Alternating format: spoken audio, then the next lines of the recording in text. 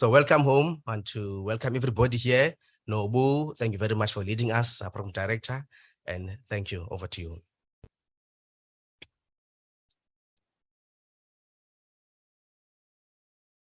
Can I ask if we still have the input from Amakawe A2 Foundation, from Mr. Monga Peter?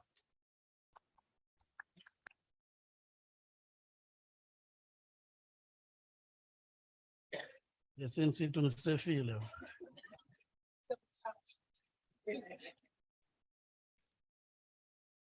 you very much, Programs Director. As indicated in the program, my name is Monga. Surname is Peter.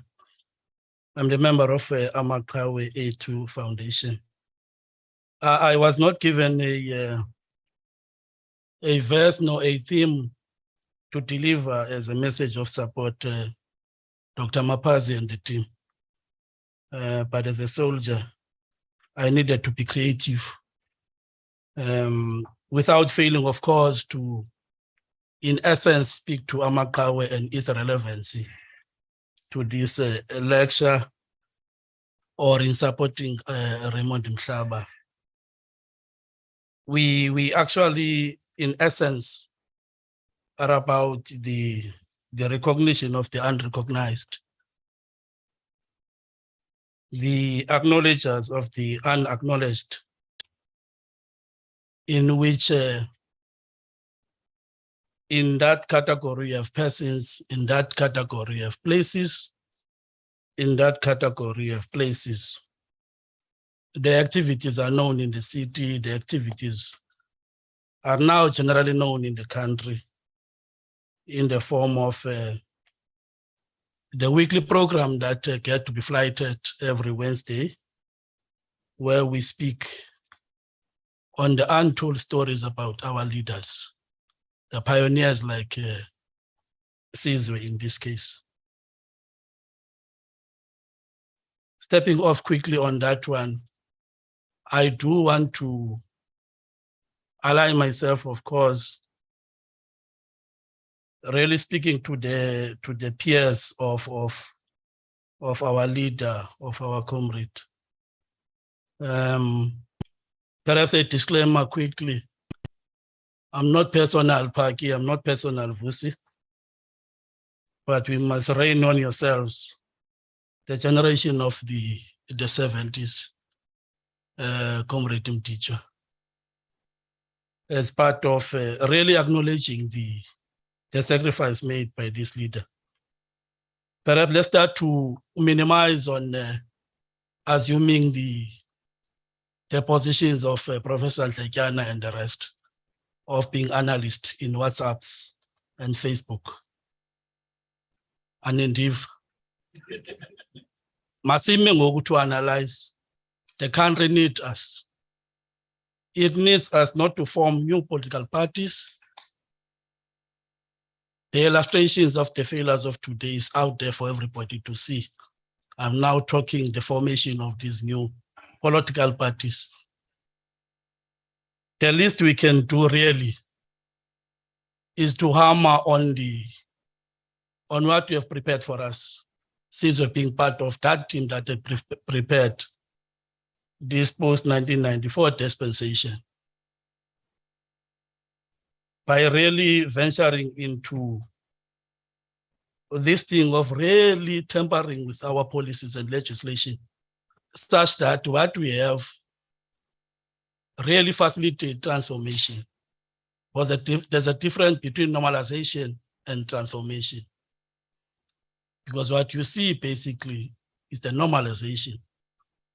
You actually do not see the deliberate transformation, such that the sacrifices, the suffering endured by Comrade SEG1 and the rest really is compensated in the true sense of the word.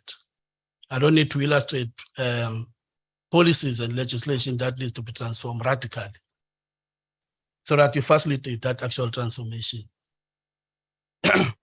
So yes, last week I was in the caucus workshop of the ANC councillors.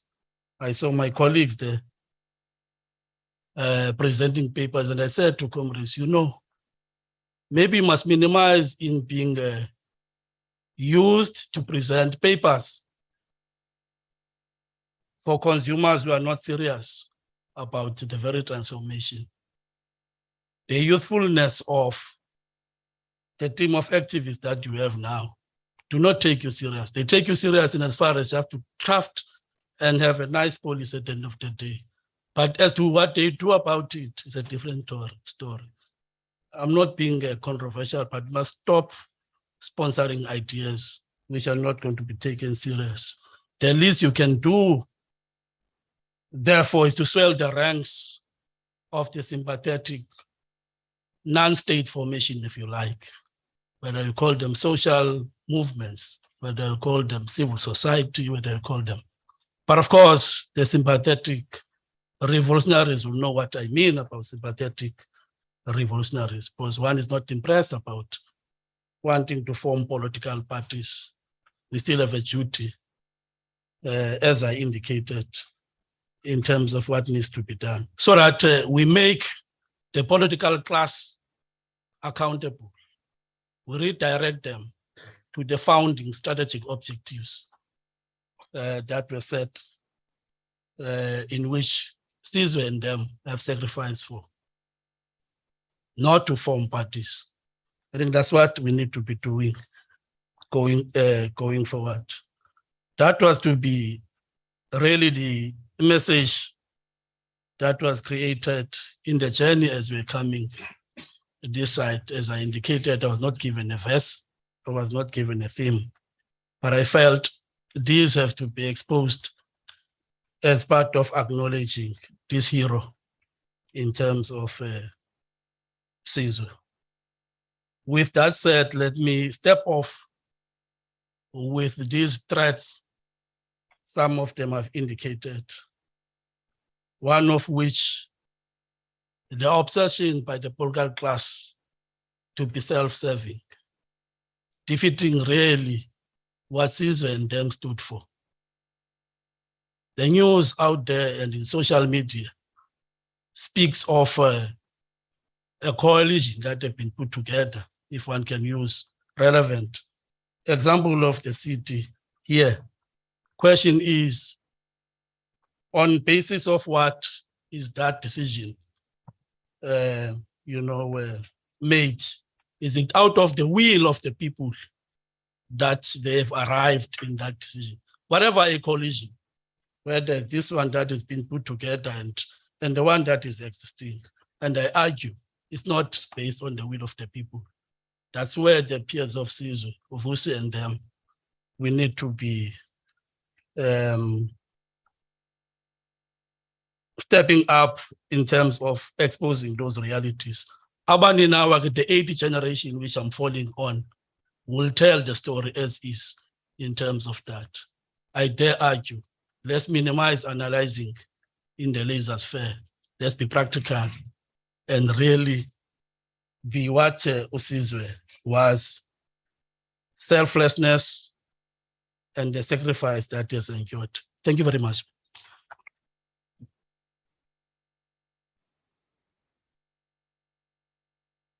Thank you so much. All of that. Colleagues, I think we are definitely at the right place in the program now. If I were to ask then Advocate Pikoli to join me on stage, and then MEC as well, if you could come and sit next to him. I know that we do have microphones that are working on stage, so you are more than welcome to speak from there. Alternatively, you can come here, and then we will adjust in terms of height, where you want to stand. Advocate, over to you then for the main address. Thank you.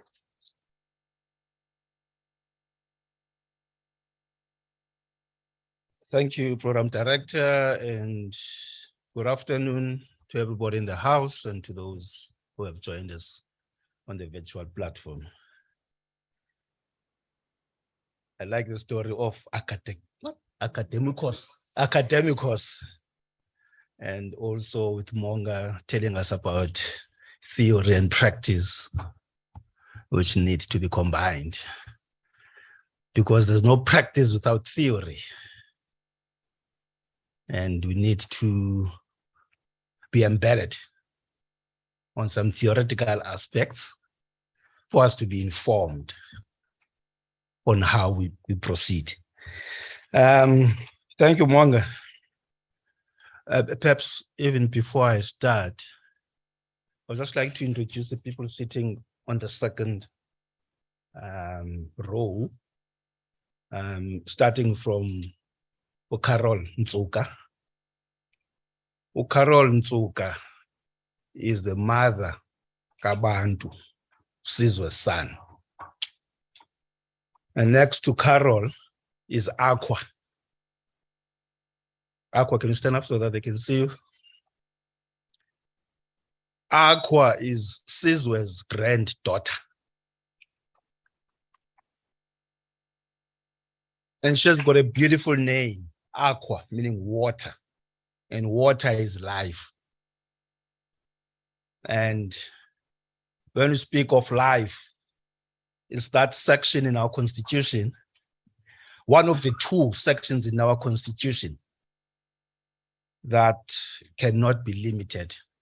That is the right to life and the right to dignity. So issues of water, about life and dignity. Next to Aqua is Kwezi Kondile. Kwezi is Lindy's son, Ulindiwe, who was Sizwe's sibling. And the name Kwezi is from Sizwe Sylvester Kwezi Kondile. Those are the full names of Sizwe. And Sizwe loved Lindiwe so much in his short life. I'm glad that Kwezi was able to join us from Johannesburg. And then, of course, I need not introduce you to Pat Kondile, Sizwe's very close cousin.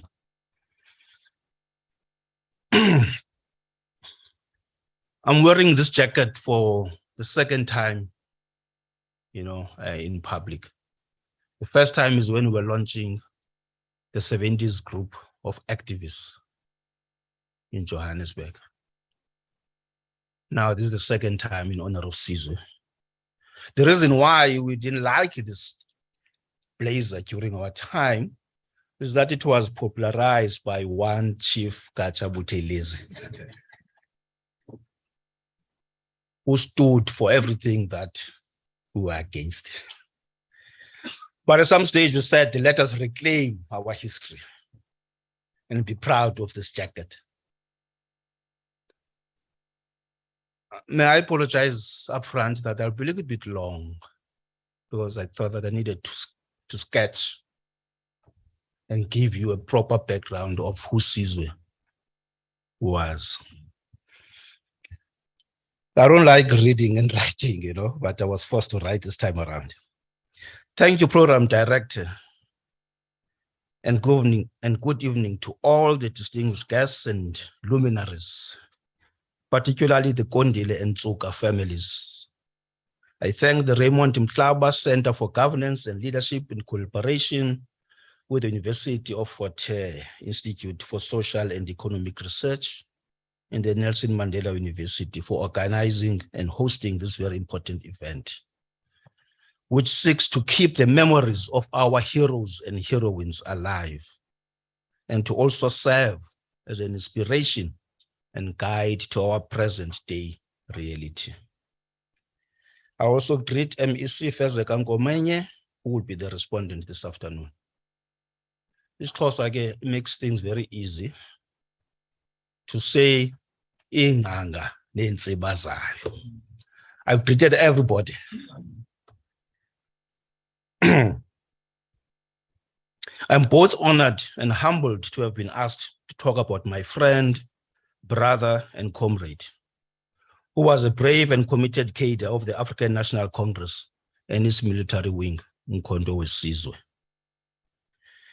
Phake Ximiya or Thozi Majola could easily have been the one standing here in front of you, delivering this memorial lecture on Uchonyane. We're talking about our past so as to have a critical perspective about our present day situation for purposes of designing our future in an informed way. Talking about the life and struggle of Sizwe Kondile contributes to the understanding of the struggles of the people of New Brighton and of Gqeberha, and indeed, the struggles of the people of South Africa.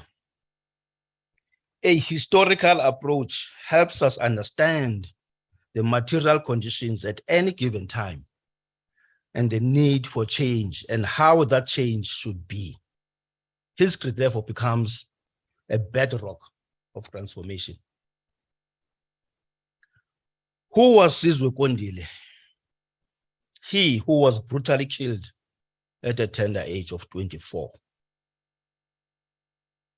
Sizwe Sylvester Kwezi Kondile was born on 6 October 1957 to Dumile and Charity Kondile, formerly Miss Ngenge, Mama Kasizwe.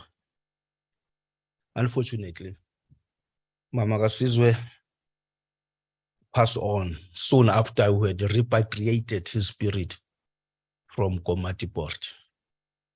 She was waiting for that. Soon after that, she passed on. Sizwe's father, because of age, also couldn't make it. He was born in New Brighton, now Gqeberha, or Port Elizabeth, which is called Gqeberha. Who killed him and why was he killed? And most importantly, what did he die for? Some of the answers are to be found in the Truth and Reconciliation report, but those answers do not tell the whole story because the TRC story was told by the apartheid killers who brutally murdered him. And more importantly, Sizwe was not there to give his version. Some of these men are still roving freely in our streets because they were granted amnesty. One's left to wonder about the stories they are telling their children and grandchildren about the multiple apartheid murders they committed in defense of apartheid. We will never know. What must Carol Tsuka tell her son, Bantu, Sizwe's son, and her grandchildren, Aqua, being here, about his brave father and their courageous grandfather who dared the might of the apartheid state by taking up arms against it. Fighting for our freedom, dignity, and democracy, that's the price here to pay.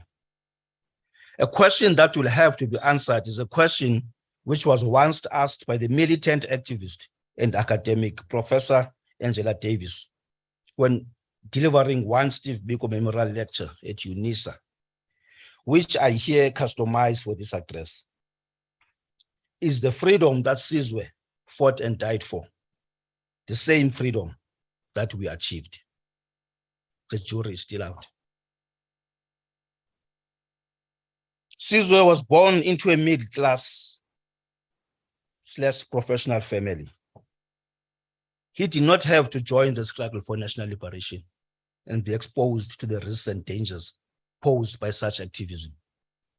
However, his sense of service and duty did not allow him to be a bystander in the struggle for national liberation.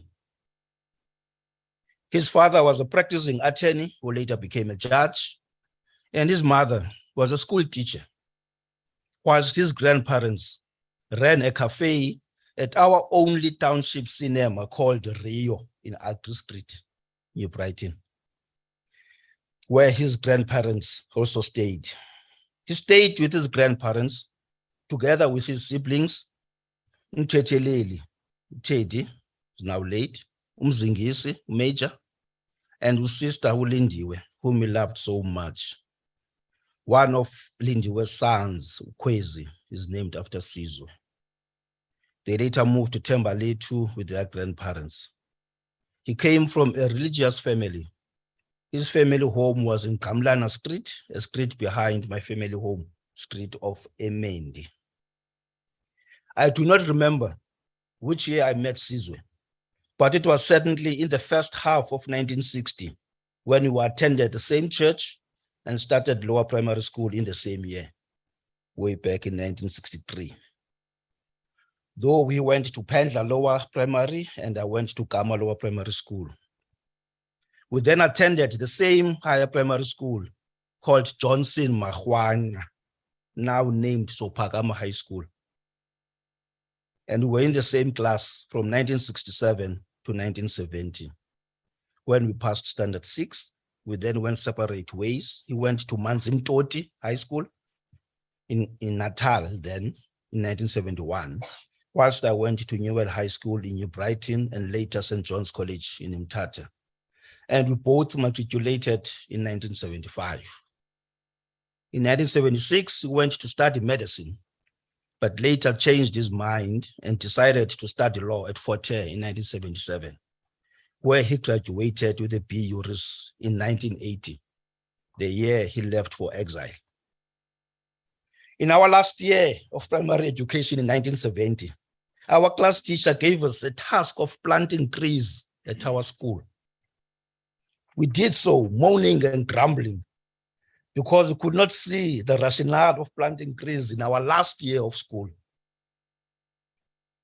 Trees take a long time to grow and obviously would have long gone by the time they grow to maturity and will not benefit from their shade.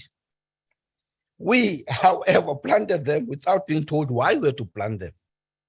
Today, 52 years later, those trees are standing tall and strong in Ngesi Street, providing shade from the sun for those who need it and being windbreakers for the benefit of those who came after us. Today, I thank our late class teacher, Mr. Rubin Tube, and our late principal, Chief Lent White Makoma, for that vision. Though they never explained it to us, but it was a lesson on selflessness and legacy, leaving a legacy behind. That one does not always do things for one's benefit all the time. I therefore dedicate this lecture today to the Johnson Mahwana class of 1970, which included, amongst others, Monde Bleki Makula, Bantu Bahle Kovu, Zolile Zokufa, the late Khulile Advocate Mali, Nomonde Mhlobiso, Amanda Shumana, Nontando Nciki, Nonceba Makhubalo, and the late Brenda Sneeman, as well as the late Cikizwa Nontinglili Tings Mayedo. Sizwe and I were also Boy Scouts, which helped to shape his ethics and leadership skills, including molding his self-confidence and patriotism. These are the skills that Sizwe was taught and learned at Johnson Mahwana Higher Primary School, which he certainly found useful in his later years. Playing team sport like rugby and cricket under the banner and mantra of SACOS, no normal sport in an abnormal society, led by Hassan Howa, sharpened his political alertness, acuteness, and astuteness. The University of Fort Hare Rugby Club, the Lumake Blues, and Eastern Rugby Club of Gqeberha can easily and readily attest to that. We had Uprastov as our manager in rugby at the time at Fort. At the University of Fort Hare, he also excelled in his legal studies and completed his first law degree on schedule. He was doing his first year LLB when he left South Africa in September 1980.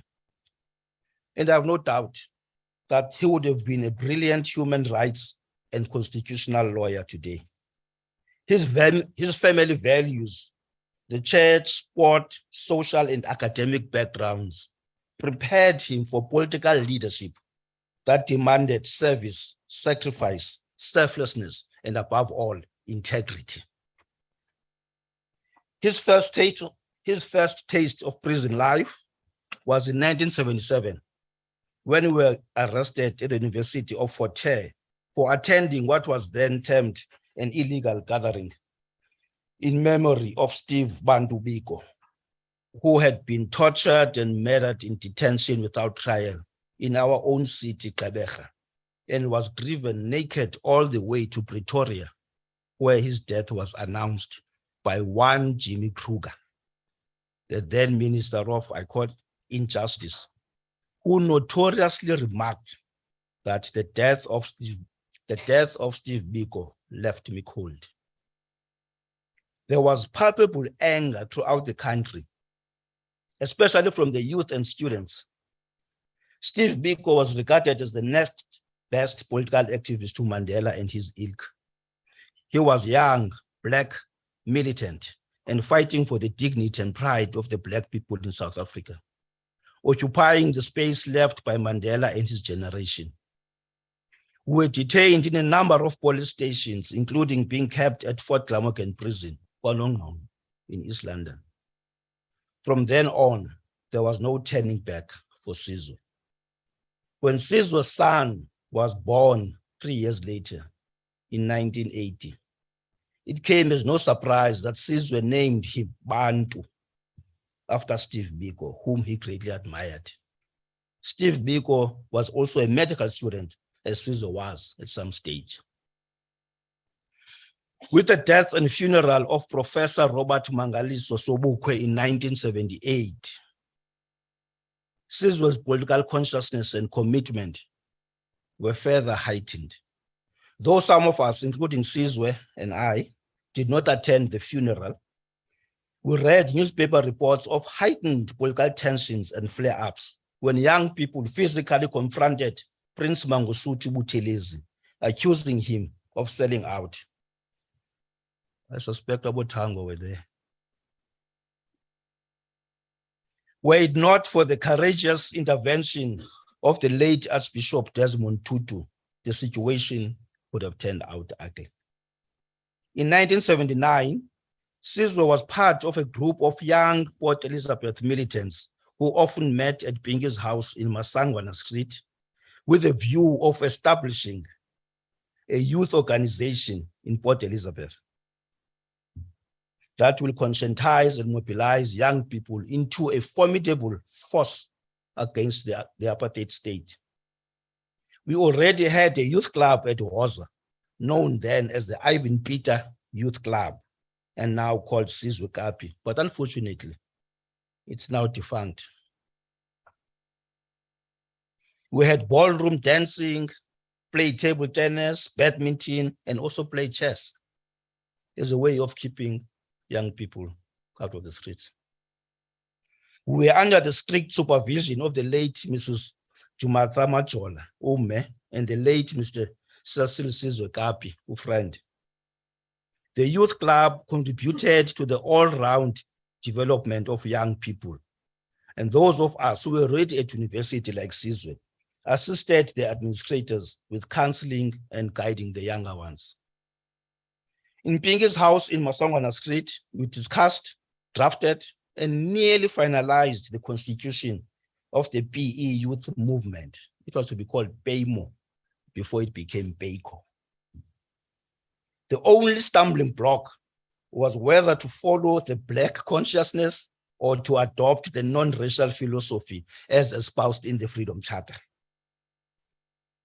This group of underground activists included the likes of Umtoza Mikripu, who's here, Tango Lamani, I think I saw him up there, Ngobo Nguna, unfortunately is late, and Welcome Dlela, amongst others.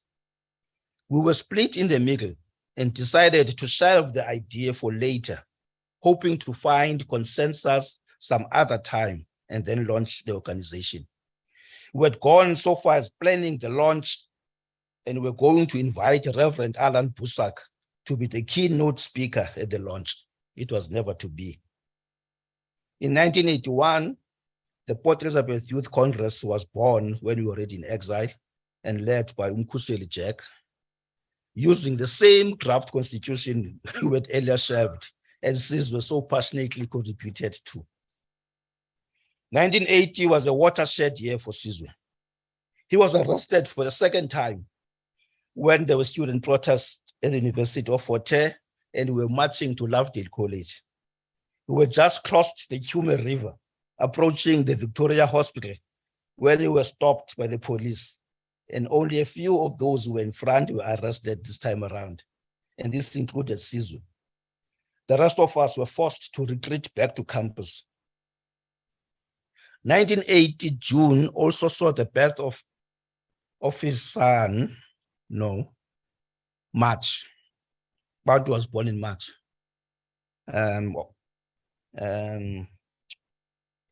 Who was to be with Sizwe for only 6 months before he left for exile in September, the month Steve Biko was murdered. It was also in 1980 when Thembi Mbiyabo, Goni Nzube, Sizwe Kondile, Phakamile Ximiya, Thozi Majola, and I decided to form an MK underground unit that was going to fight the apartheid regime by using force of arms inside South Africa.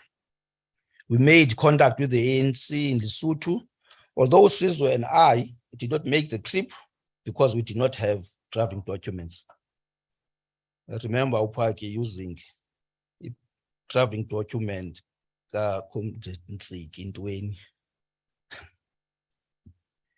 We wanted to be trained militarily and to be given arms to engage the political enemy. 1980 was also declared as the year of the Freedom Charter by the ANC in the January 8th statement of 1980. When comrades Thembi, Goni, Phaki, and Thozi came back to report that they were not given the arms, but were given ANC literature and pamphlets for distribution, we were all deflated and frustrated.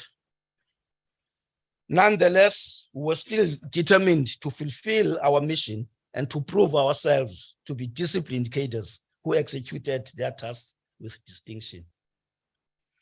By this time, we had established a chess club at Baba's house in Madala Street, next to Cowan High School, as a cover for our political underground activities. Our underground cell was later exposed. Butembi and Budgoni were the first to be arrested. And Sizwe, Thozi, Phaki, and I had to retreat to Lesotho, assisted by Thozi's aunt, by my then girlfriend, now my wife, Geli, Mthoza Miklipu, Budwinki Ximiya, Butsai Nkanunu, Basten Qeqe, the Jordan family, especially Andrew Jordan, who drove us out of PE.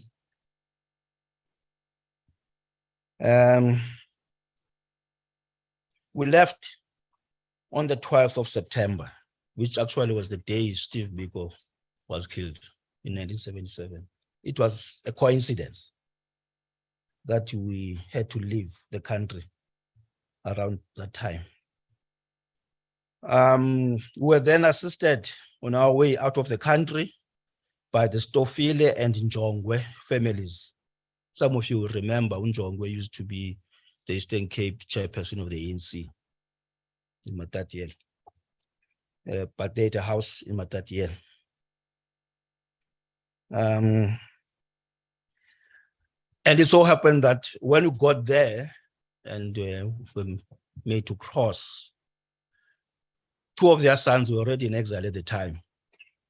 And the coincidence was that we were later to receive our first military training, and one of our courses that we did, the Military and Combat Work, MCW, Tabiso Njongwe, boy, was our first instructor, and he was the son to the Njongwe family. It was such a remarkable coincidence. When we got to Lesotho, we received our crash course before we went for further training in Angola. But unfortunately, Sizwe never made it to Angola because he was abducted by the apartheid security forces in June 1981. In our unit in exile, Sizwe was the first to go back inside the country on an ANC mission to establish ANC and MK underground cells, a task we were given by Comrade Krisani. He successfully executed those two missions, setting up underground units with the likes of Xhosa Vabaza and Sandile Noxina, also assisted by Donald D. Sangoloba and other young militant people. And then also was able to service the likes of Otango Lamani and Abomkhuseli Jack, and also worked closely with Brastov's unit, Ustofile, at the University of Fort Hare. According to the testimony of Colonel Herman du Plessis at the TRC, Sizwe was abducted in Maseru in June and brutally killed in August 1981. They burned his lifeless body on a pile of food and scattered his ashes in the Nkomati River in the then Eastern Transvaal, next to Mozambique. Sizwe never betrayed the comrades that he worked with throughout this period of detention and torture. I won't go to the gruesome details.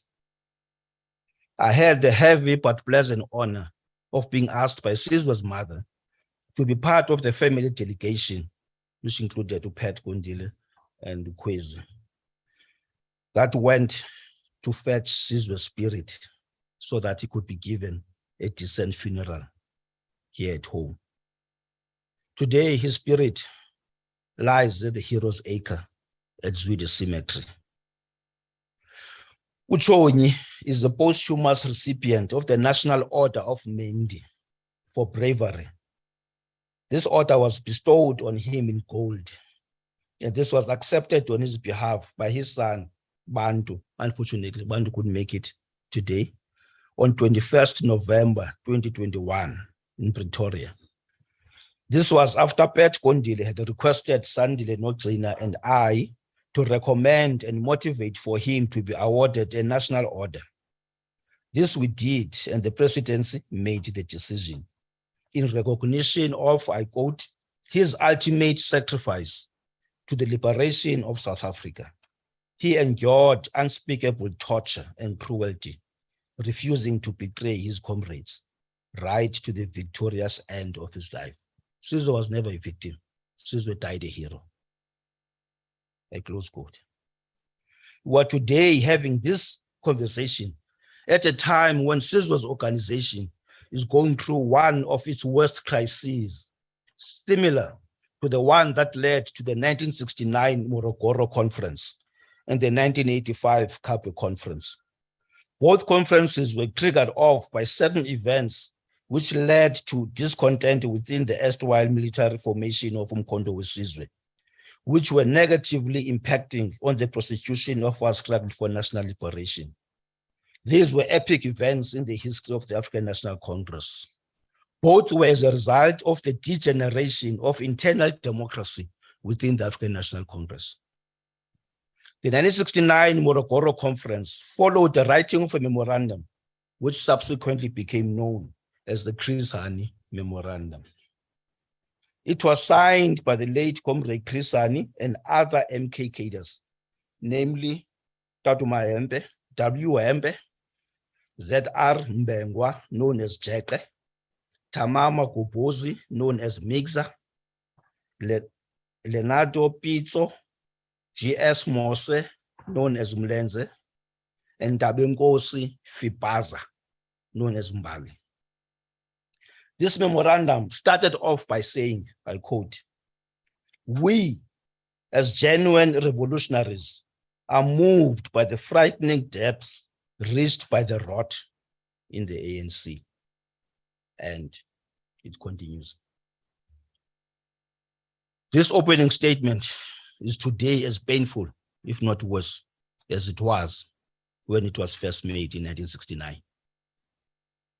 These comrades who signed this memorandum were brave and bold leaders who stood for the principles and values of the African National Congress, who were not followers or worshippers of individual leaders. They had the courage of their convictions and were not prepared to keep quiet and watch the ANC sink. They raised at great risk to themselves a number of points, some of which are still relevant to this day. They were disturbed by the careerism of the ANC leadership, who had become professional politicians rather than professional revolutionaries. They were concerned about the connection between ANC and business.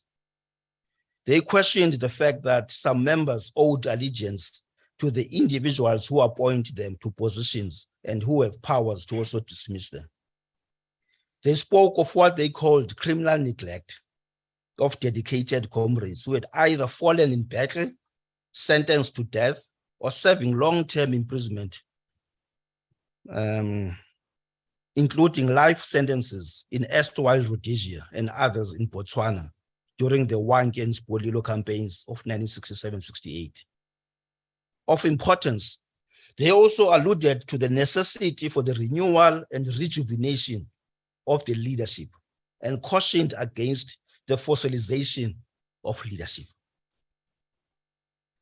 I'm sure they did not mean the vulgarization of the term passing the baton in the manner currently and crudely used today, that of disrespectfully discarding the views and inputs of the older and more experienced generation, who were dismissed as useless and irrelevant. It was in the context of a smooth, seamless, and orderly handing over to the younger and more energetic generation of leaders. The Chris Hani Memorandum has similarities with the demands outlined by the Committee of 10 in Angola in 1985, when, amongst others, they demanded the convening of a special national conference whose main agenda was to be the intensification of the political and military struggle inside South Africa and to deploy more MK combatants inside the country rather than waste their military skills in the camps. What happened in Angola in the military camps in 1984, some trace it back to 1981, contributed to the convening of the 1985 Kabwe Conference, which was the last ANC conference in exile. These were two different generations of MK who forced the ANC to convene two national elective conferences, firstly in 1969 and later in 1985, 16 years apart, which confirms what was referred to in the Hani Memorandum as the fossilization of leadership. We are today having this conversation in this Sizwe Kondile Memorial Lecture against a background of an ANC that is once again under siege and going through yet another crisis in its many years of existence, 122 years to be precise. The ANC is experiencing a self-inflicted crisis of internal conflicts and divisions. The ANC has not only lost the plot, but has also lost the political and moral compass, without which the ANC will never be able to achieve its historical mission of establishing a united, non-racial, non-sexist, and democratic society. Sizwe would have understood what the renewal of the ANC means. And it means recapturing the political principles and moral values of the ANC that are now sold and bought by the highest bidder. Sizwe would have lamented and be disgusted by the low or poor quality of the ANC leadership and membership. He would have been shocked by the neglect of erstwhile heroes and heroines of our revolution, including the self-defense units, SDUs, who are forced to fend for themselves under very harsh conditions, many of whom are subjected to abject poverty, and yet they sacrifice so much for this organization. We are having this memorial lecture at a time when a number of ANC leaders and members are facing serious allegations and criminal charges of fraud, corruption, money laundering, racketeering, etc.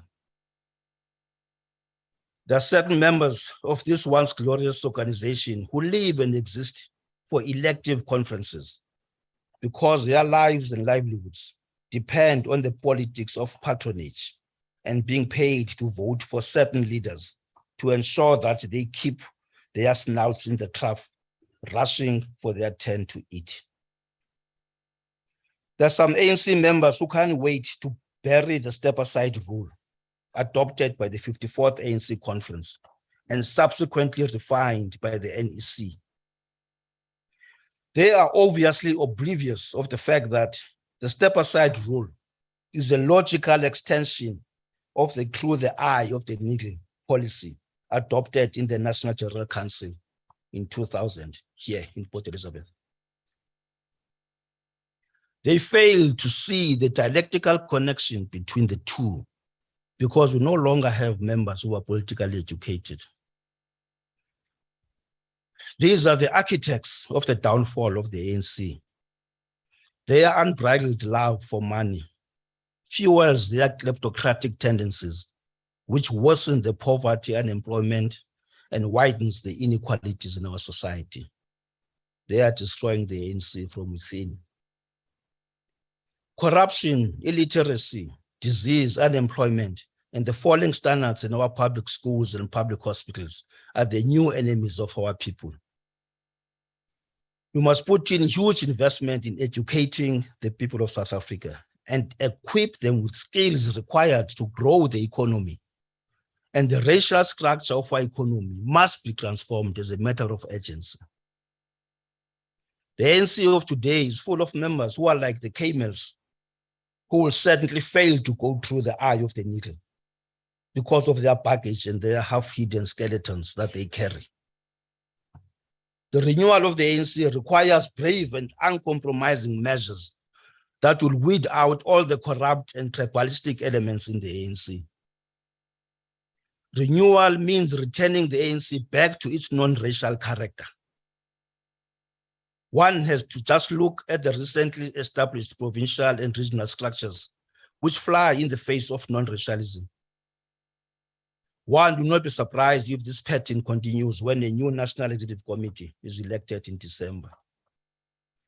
Renewal of the ANC means having a leadership and a membership characterized by high levels of unassailable integrity and not a self-serving one. Unity of the ANC does not mean unity with thieves and looters. Renewal also means political leadership characterized by high levels of integrity. One of the urgent tasks of the ANC, inside and outside government, is to help build the capacity of the state to meet its obligation of growing the economy by not shedding jobs, but creating jobs. The country needs to overhaul the old and aging infrastructure and invest in new infrastructure and ensure proper operations and maintenance of that infrastructure. The ANC must not pay lip service in the fight against crime and corruption. Talk is cheap. ANC branches must lead in the establishment of community police forums and neighborhood watches and work closely with the police and mobilize our communities to protect our vital infrastructure. The ANC branches must be empowered to recall errant councillors, members of provincial legislatures, and members of parliament. I'm sure that Sizwe would have enjoined us to be genuine members of the ANC and not to be members of the ANC, and to stand up and deliver without fear or favor, and not be quiet when you see the ANC sinking deeper and deeper into the rot. He would not have wanted the ANC to die on our watch. He did what he could, and it is for us who are still living to do the rest.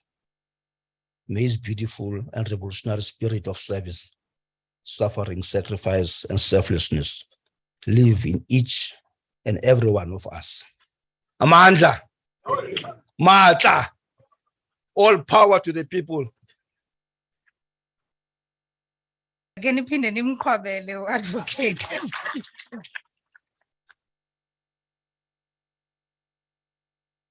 Thank you very much. Program Director, Unobele, the Kondile and Suka families, Advocate Vusumzi Pikoli, who delivered a great lecture. The leadership of both these institutions, the Nelson Mandela University and the University of Fort Hare, luminaries and guests present here and those who are watching us live in the social media platforms, the academia, amaqhawe noogxa ka Kondile abakhoyo apha kule ndlu nabasibukeleyo. Ladies and gentlemen, a very good afternoon. Whew. It's my singular honor to participate as a respondent in today's memorial lecture. But this is an academic institution and a lot of those who are watching are probably academia. So they know the definition of respondent. Can I just start with a disclaimer? I am not going to respond today. I'm not going to be a respondent today. However, I'm greatly honored to participate in this conversation. At first, I was reluctant to agree to this responsibility because I know Advocate Pikoli's credentials. And that's this, what I'm doing here is just punching way above my weight. And I know how principled he is. I also know that he was friends with Comrade Qinisizwe Kondile.